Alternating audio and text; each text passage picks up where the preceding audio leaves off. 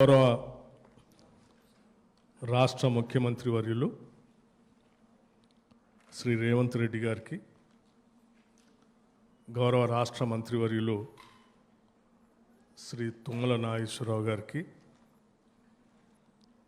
గౌరవ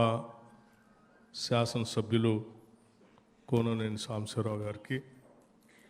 గౌరవ శాసనసభ్యులు విజయరమణరావు గారికి, అట్లాగే గౌరవ శాసనసభ్యులు గండ్ల సత్యనారాయణ గారికి, గౌరవ శాసనసభ్యులు కోరం కనకయ్య గారికి, గౌరవ శాసనసభ్యులు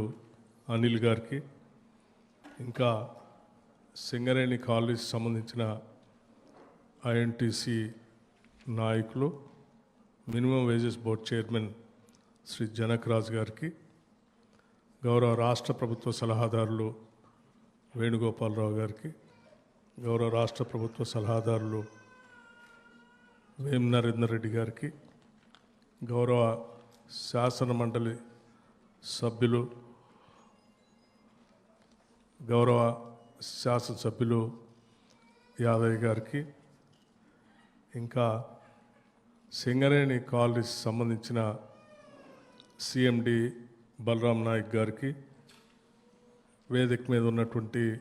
ఇతర ప్రజాప్రతినిధులకి, ముఖ్యంగా ఏఐసిటియు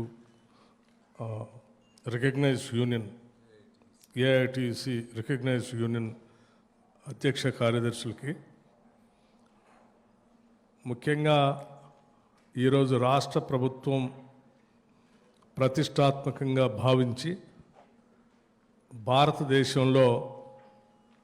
రిక్రూట్మెంట్ జరిగేటువంటి సివిల్ సర్వీస్ సంబంధించి యూపీఎస్సి ఎగ్జామ్కి రాష్ట్ర ప్రభుత్వం నుంచి ప్రిపేర్ అవుతూ దాంట్లో ఉత్తీర్ణులై పోటీ పరీక్షల్లో నెగ్గి ఈ రాష్ట్రానికి పేరు తెచ్చేటువంటి నిరుద్యోగ యువతి యువకులందరినీ కూడా ప్రోత్సహించాలని రాష్ట్ర ప్రభుత్వం నుంచి ప్రిలిమ్స్ పాస్ అయి మెయిన్స్కి ప్రిపేర్ అవుతున్నటువంటి వాళ్ళందరికీ ₹1,00,000 వారు ప్రిపేర్ కావడానికి కావాల్సిన ఆర్థిక సహాయం అందించాలని ఆనాడు ముఖ్యమంత్రి గారు, మంత్రిమండలి అందరూ ఆలోచన చేసి ఒక నిర్ణయం తీసుకున్న సందర్భంగా ప్రిలిమ్స్ పాస్ అయి మెయిన్స్ పోతున్నటువంటి వాళ్ళందరినీ దాదాపు 40 మంది విద్యార్థులకి ₹1,00,000 చెక్కులు అందించడం